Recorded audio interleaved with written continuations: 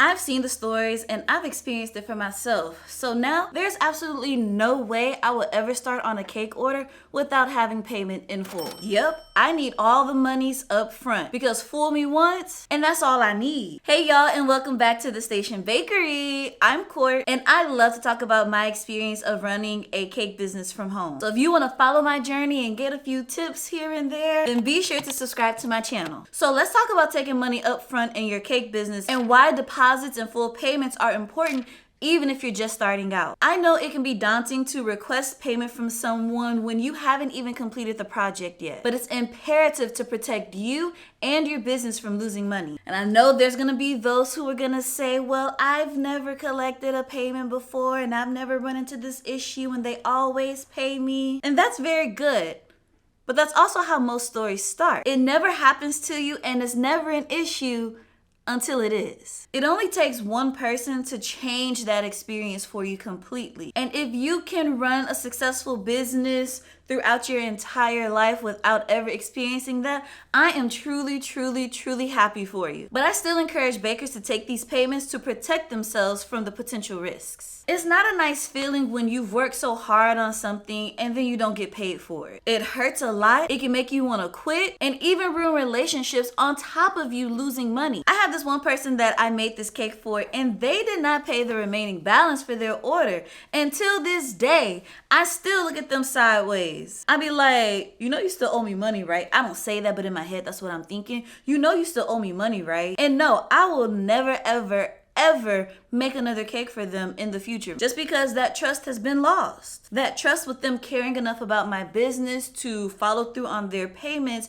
it's been lost. And if for any reason I did decide to actually do something for them, I'm gonna need that payment in full right on day one. Playing no games over here. Taking deposits and full payments allows you to solidify your schedule and lowers the risk of you having holes in your schedule that could have been filled with other orders. Now, I don't necessarily believe that people go in with intentions to not pay you, but sometimes people are flaky, and if there's no reason for them to follow through, then they just won't. And this isn't to say that even with you taking deposits, retainers, and full payments that people still won't ghost you and cancel, but at least with you taking these payments up front, you'll have the funds to kind of offset that loss, especially if you've already started or completed the order. We're custom cake makers, so sometimes it's not as easy to flip that cake around to be able to sell to another customer. So you're just gonna have to eat up that cost and that time that you spent working on that order. So I recommend having payments paid in full before you even start on any part of that order,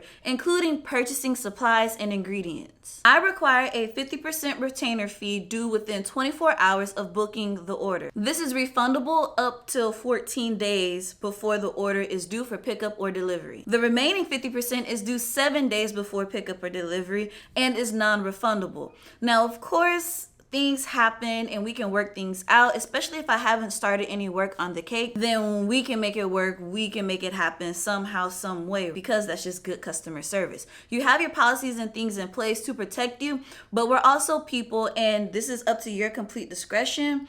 But sometimes things happen, and just for me, I like to be flexible in those areas. If you want to be flexible, go for it. If you don't, that's fine too, because it's your business. So 7 days before an order is due, all the monies has been collected, so we don't have to worry and I can happily get started working on that cake. Now, this is the timeline that works for me because I usually start preparing my orders 6 to 7 days in advance. But if that doesn't work for you, by all means, adjust the percentages and adjust the time frames as needed. I inform my customers once we start talking about numbers all about this information on my policies for payment. And I would also advise that you have this information posted on your website as well as in the invoices and contracts when you send them out. This way everybody is clear and on the same page of what is expected. I would say something simple like, please be aware that I require a 50% retainer fee due within 24 hours of booking your order to hold your date. The remaining 50% balance is due 7 days before the pickup or delivery date. I would then send them their invoice with all of this information already included. I use Square invoicing, which makes the process of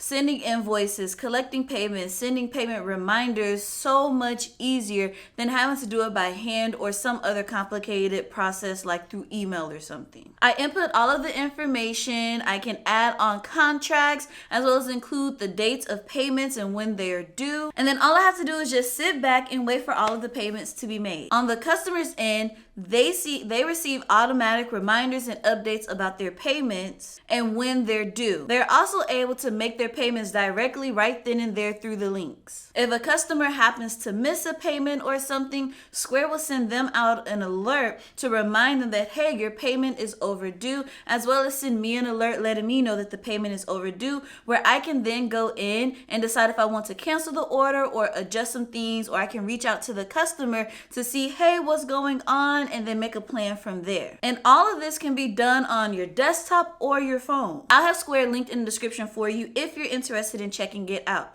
which, by the way, I think you should. So yeah, don't be out here working on orders with no money paid down. But as always, it's your business to run and you choose what works best. Do you take money up front for your orders? Let me know in the comments below, as well as what your policies are, or if you've ever been ghosted by a customer before without getting paid. I hope that this video has been a great help to you, and if it was, be sure to hit that like button and then check out these videos next. And until next time, peace.